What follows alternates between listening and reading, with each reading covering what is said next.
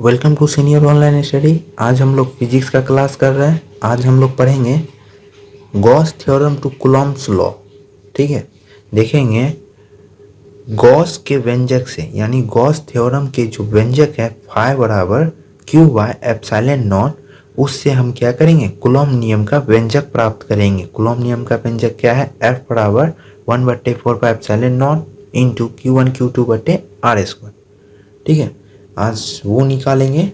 5 number में पूछा जाता है, या इलेक्ट्रोस्टैटिक्स में कभी काल उल्टा पुल्टा पूछता है। क्या चीज़, कभी पूछेगा आप लोग को Coulomb's law to Gauss theorem, जो हम लोग क्या करे थे नेक्स्ट डे हम लोग देखे थे। ठीक है, मतलब पहले देख चुके हैं। Coulomb's law to Gauss theorem हम लोग देख चुके हैं। ठीक है, आज हम लोग देखेंगे Gauss theorem to Coulomb's law. इसी तरह कभी ये पूछेगा, कभी वो पूछेगा। ठीक है, तो आज हमें पढ़ना है Gauss theorem to Coulomb's law. चलिए देखते हैं, ज़्यादा डिस्कस नहीं करते हैं।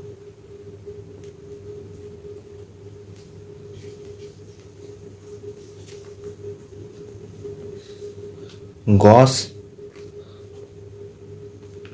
Theorem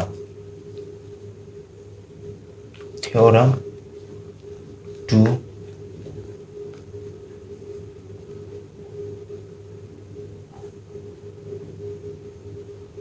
Coulomb's law. ठीक है, Gauss theorem to Coulomb's law. किन्हीं को समझने में कोई दिक्कत हो तो आप बोल सकते हैं। ठीक है, इसका हिंदी हो जाएगा गॉस का प्रमेय से कूलॉम नियम। ठीक है, देखिए हिंदी हो जाएगा गॉस के प्रमेय से कूलॉम नियम का क्या करना है, व्यंजक प्राप्त करना है।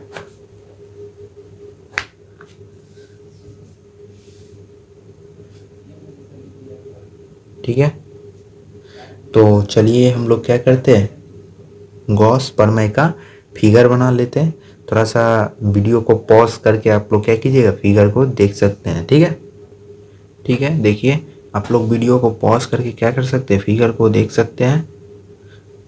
ठीक है, जैसा कि हम लोग गॉस थ्योरम का क्या किए थे, मतलब बैक क्लास में हम लोग गॉस थ्योरम का व्यंजक बनाए थे आप लोग के सामने में। थोड़ा वीडियो लंबा ना हो, व्यंजक थोड़ा बड़ा है, इसलिए क्या किए हैं, फिगर पहले बना दिए हैं। ठीक है, तो चलिए अब देखिए, अब हम लोग चलेंगे गॉस के व्यंजक से। गॉस का व्यंजक सबको याद है ना, तब आप समझ पाइएगा। चलिए देखते हैं, इसमें कुछ वर्णन नहीं करना है। ठीक है, फिगर बना दीजिएगा और आपको गॉस प्रमेय के फार्मूला से कूलॉम नियम निकालना है ना, तो हम लोग चलेंगे किसे, गॉस प्रमेय से। चलिए देखते हैं,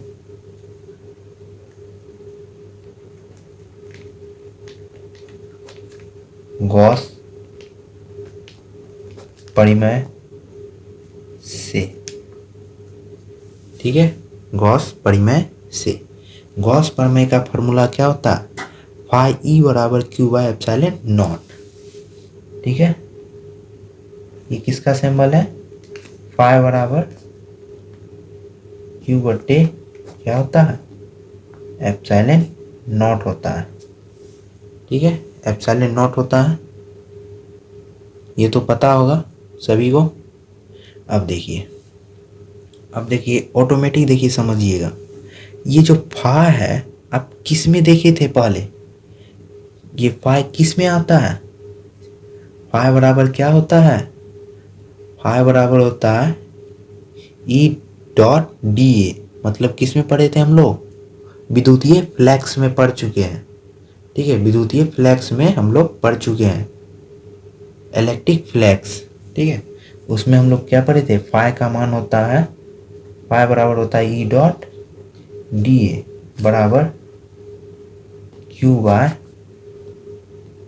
epsilon not, Q by epsilon not. देखिए समझने में कोई दिक्कत होगा तो बोल सकते हैं। ठीक है, देखिए समझिए। अब देखिए ये क्या है, डी ए गोला का क्षेत्रफल है, गोला का क्षेत्रफल का फॉर्मूला होता है 4πr²।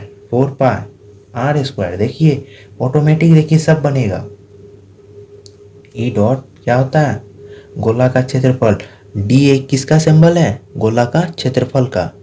ठीक है, तो यहाँ क्या होगा 4πr²। ठीक है, बराबर Q/ε0। ठीक है, बराबर यहाँ दे दीजिएगा, कोई दिक्कत नहीं है। Q बराबर ε0। ठीक है, अब देखिए समझिए।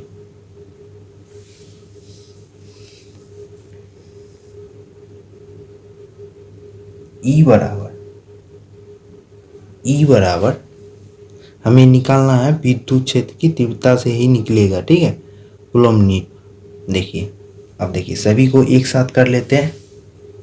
ये क्रॉस मल्टीप्लिकेशन हो जाएगा। क्रॉस मल्टीप्लिकेशन होगा तो यहाँ Q बट्टे यहाँ हो जाएगा ε0 इंटू, यानी गुना दे देते हैं, समझिए नहीं तो 4πr²। 4πr²।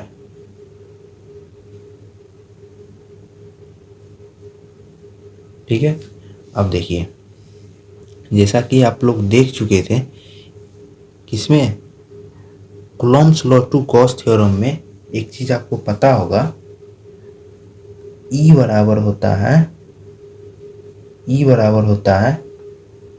F/Q। ये समझने वाली चीज है। E बराबर होता है F/Q। तो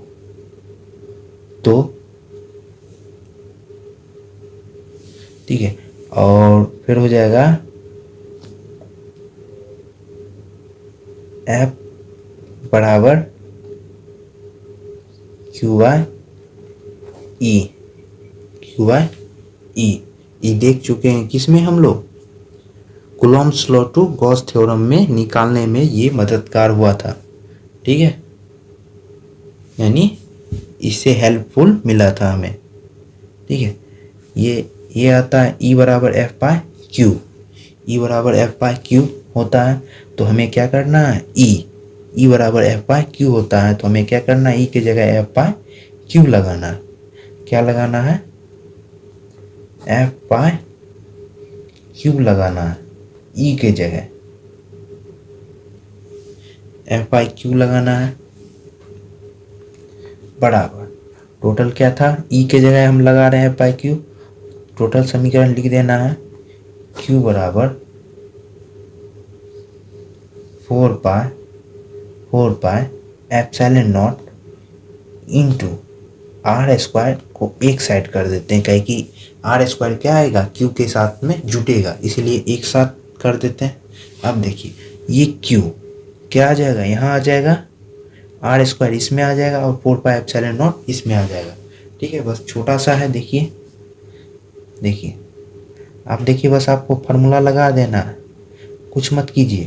कूलम्ब नियम का फार्मूला क्या होता है, 1/4πε0 इंटू Q, Q2 मान लेते हैं, ठीक, r² होता है। यही मेरा क्या होता है, कूलम्ब नियम का फार्मूला होता है। देखिए किन्हीं को समझने में कोई दिक्कत, शुरू से लेके अंत तक में किन्हीं को समझने में कोई दिक्कत हो तो आप बोल सकते हैं। ठीक है, एक बार और देखिए, रिपीट कर देते हैं, समझ जाइएगा। देखिए हम लोग को निकालना था Gauss theorem to Coulomb's law. ठीक है, तो गॉस के प्रमेय से निकालना था, तो हमें क्या किए, गॉस प्रमेय का फार्मूला बना लिए और इस फार्मूला के बारे में क्या किए, पूरा मतलब विस्तार कर चुके हैं। एस मान लेते हैं, एस कोई गोला है। ठीक है, फार्मूला के बारे में क्या किए, पूरा वर्णन कर चुके हैं गॉस थ्योरम में। इसमें वर्णन करने की कोई ज़रूरत नहीं है। अगर जो इसके बारे में जानना चाहते हैं तो उनको क्या करना पड़ेगा, बैक वाला वीडियो देखना पड़ेगा गॉस प्रमेय का, तब वो समझ पाएंगे। ठीक है, देखिए और उसके बाद क्या किए, गॉस प्रमेय का फार्मूला लगाए हैं। और देखिए फाई ई जो है ये आता है किसमें, विद्युतीय फ्लैक्स में, यानी इलेक्ट्रिक फ्लैक्स में हम लोग पढ़ चुके थे। ये आता है फाई बराबर होता है ई डॉट डी ए, तो फाई के बराबर हो गया ई डॉट डी ए। ठीक है, अब देखिए ई जो है डी ए मेरा क्या है, यहाँ लिख देते हैं, चूंकि डी ए बराबर होता है 4 पाई आर स्क्वायर। डी ए जो सिंबल जो है किसका है, गोला का क्षेत्रफल का सिंबल है। डी ए जो है ये गोला का क्षेत्रफल का सिंबल है। ठीक है, तो अब देखिए अब हम लोग क्या किए थे, गोला के क्षेत्रफल का फॉर्मूला क्या होता है 4 पाई आर स्क्वायर, तो डी ए की जगह 4 पाई आर स्क्वायर बराबर क्यू बट्टे एप्सिलॉन नॉट, कुछ चेंजिंग नहीं। अब सभी को क्या किए, एक साथ कर दिए, ये क्या हुआ इसके साथ क्रॉस मल्टीप्लिकेशन कर लिया, यानी गुना हो गया।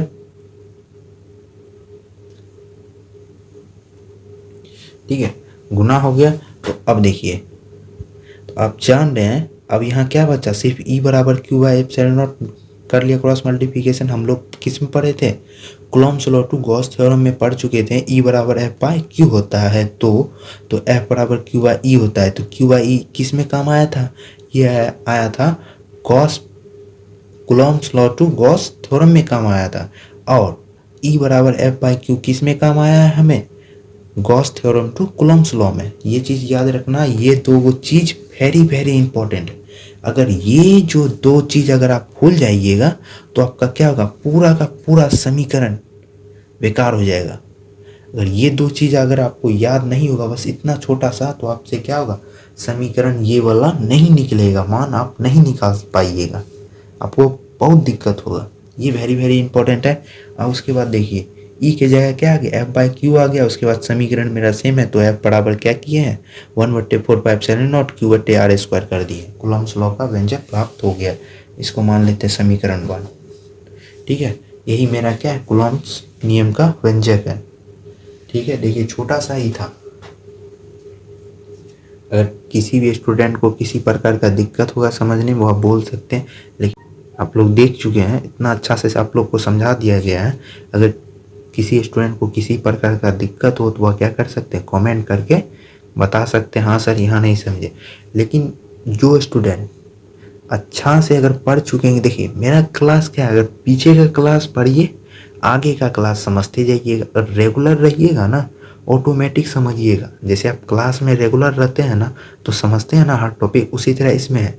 जिस दिन आप अब्सेंट कीजिएगा वो दिक्कत हो जाएगा। पहले क्या किया कि अगर अब्सेंट भी कर रहे हैं तो पहले बैक वाला क्या कर सकते हैं, क्लास ज्वाइन कर सकते हैं। यूट्यूब पे ये फ़ायदा है ना, बैक क्लास का वीडियो देख सकते हैं। ठीक है, तो आज यहीं तक रहने देते हैं। तो आप लोग थोड़ा चैनल पे ध्यान दीजिए, जितना जल्दी हो सके चैनल को फैलाइए। ठीक है, तो उतना अच्छा रहेगा, पढ़ाने में भी इंटरेस्ट आएगा ना। ठीक है, तो आज यहीं तक रहने देते हैं। नेक्स्ट डे हम लोग पढ़ेंगे फिजिक्स में